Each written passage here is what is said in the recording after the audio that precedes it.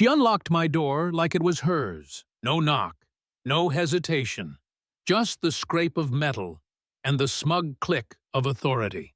And when the door swung open, she walked in with that damn folder tucked under her arm like she was serving a warrant. $15,000, she said, or else my house, my yard, and worst of all, the grave of my dog, the only one who ever saved my life, were gone by the end of the week. And standing there, coffee, stained shirt, hands trembling, watching her point at Rex's marker with the sheriff's deputy beside her. I realized this woman wasn't just an HOA president, she was a predator circling wounded prey. My name's Jack Coleman, 3 tours in Afghanistan. Came home busted up but alive thanks to Rex. A German shepherd trained better than most people I knew, who jumped on an IED and bought 6 of us another sunrise. When I finally made it back, I buried him under the oak tree in my backyard, folded flag by my side. Tears I'll never admit to anyone. That spot is sacred ground to me. I thought I'd bought peace along with this little house in Willow Creek. Turns out, what I really bought was a front-row seat to Linda Harris, the kind of HOA president who treats rules like scripture and property values like God. She stood in my driveway with that deputy, waving court papers, calling Rex's grave a health hazard like she was talking about mold or asbestos. Unauthorized pet burial, she said, voice syrupy but sharp. 15,000 fine or excavation tomorrow. My throat went dry. Ma'am, with all due respect, that's not just a dog, I said, trying to keep it together. He died saving American soldiers. He's buried with honors. The deputy shifted. Wouldn't meet my eyes. Probably a veteran himself. Maybe even ashamed. But Linda? She smiled wider. Oh, I know all about your service, Mr. Coleman. I've done my research. And the way she dragged out the word research made me sick. Because how the hell did she have my service records? After she left? After the deputy muttered something about coming back with equipment. I sat on my porch staring at Rex's brass plaque. My hands were shaking so hard I couldn't even light a cigarette. 72 hours. $15,000 I didn't have. And that folder she carried, my service number scrawled across the tab. Stuff no civilian, no HOA busybody should ever touch. I whispered out loud, how did she get that? The oak tree stood there silent, the soil over Rex's grave steady. But in my head it was already under threat. That night I nearly quit. I sat with a cheap beer, looking at the old photos, thinking maybe she was right. Maybe I didn't belong here. Maybe I was just the unstable veteran stereotype she was painting. I caught myself wondering if I should just sell the house, leave the grave, let them bulldoze the oak. My chest was tight. I whispered, maybe I shouldn't have brought you home, boy. Maybe I'm wrong. That was my lowest point. But then I looked at the flag folded in its case. Rex died to protect me. If I gave in, I'd be betraying that sacrifice. That's when something inside me snapped back into place. So I did what I knew best: reconnaissance. At midnight, I was outside the beige brick HOA office, feeling like a commando again. Which, funny enough, Linda had forced me back into being. Lock was cheap. Hallway stank of bleach. I slipped into her office, eyes scanning. That's when I heard a voice. Jack, what the hell are you doing here? Flashlight beam hit me. And there he was. Mike Turner.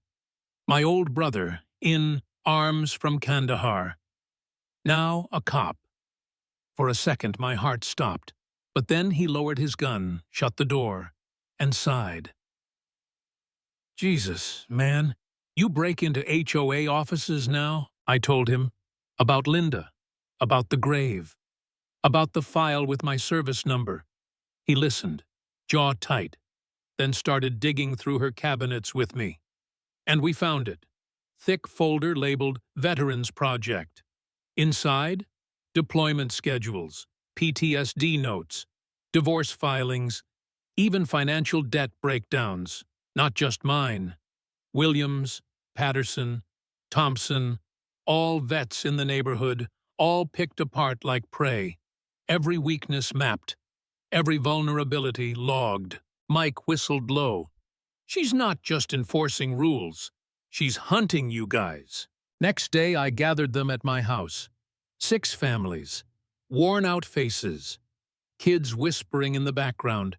Each one had a story.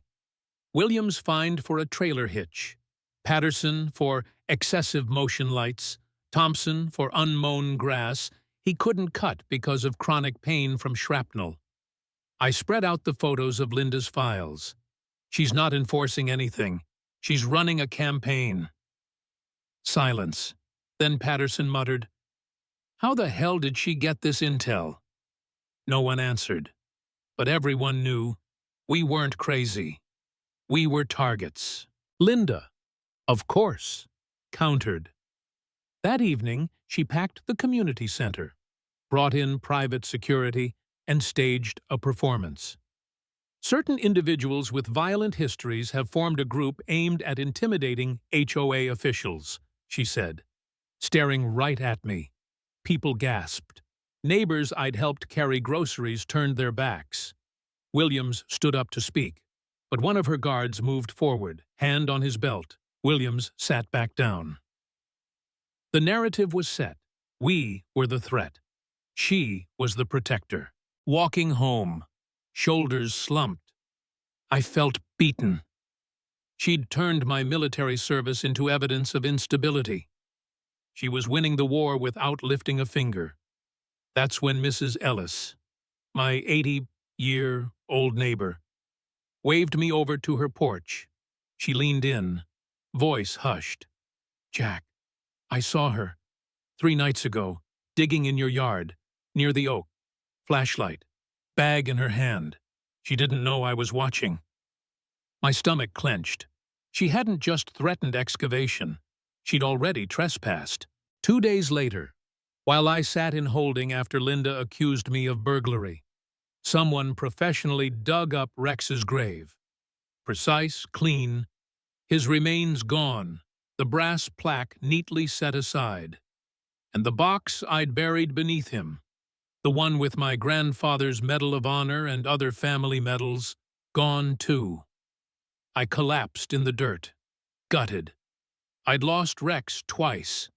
First his life, now his resting place. I wanted to quit again, wanted to vanish, but Mike grabbed my shoulders. "Jack, listen, the feds are on her. Real name's Linda Walsh.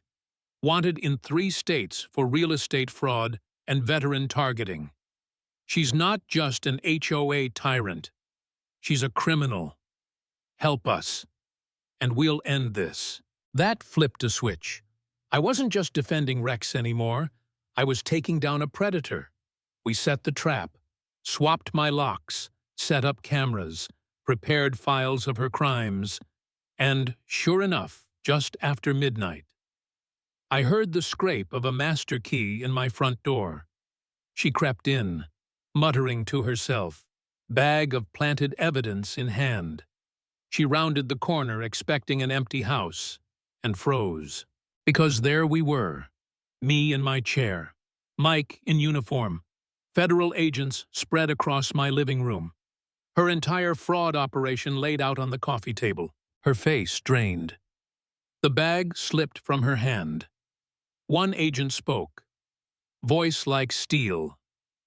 "Good evening, Miss Walsh. We've been expecting you."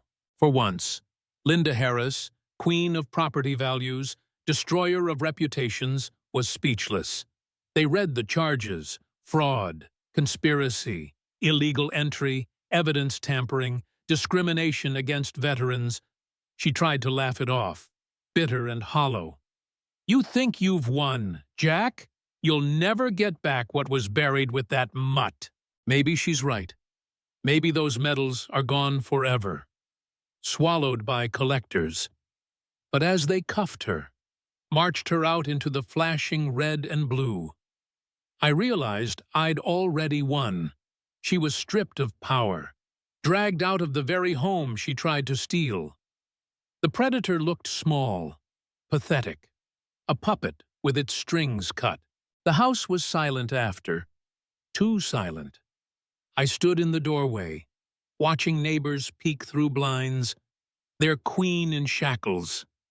No cheers, no applause, just the hum of night air and my heartbeat steady for the first time in weeks.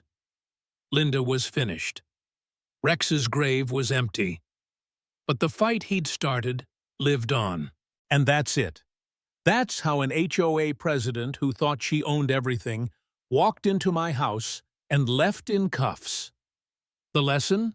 Sometimes the ugliest battles aren't overseas. They're right in your neighborhood. And if you don't stand your ground, no one else will. That's what we tell here on HOA Drama Unfolded.